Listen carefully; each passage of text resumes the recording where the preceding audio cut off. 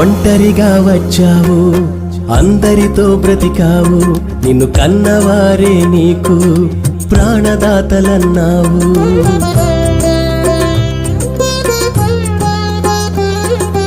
ఒంటరిగా వచ్చావు, అందరితో బ్రతికావు, నిన్ను కన్నవారే నీకు ప్రాణదాతలన్నావు.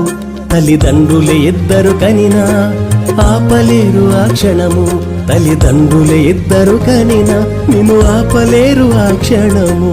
గుండె చప్పుడు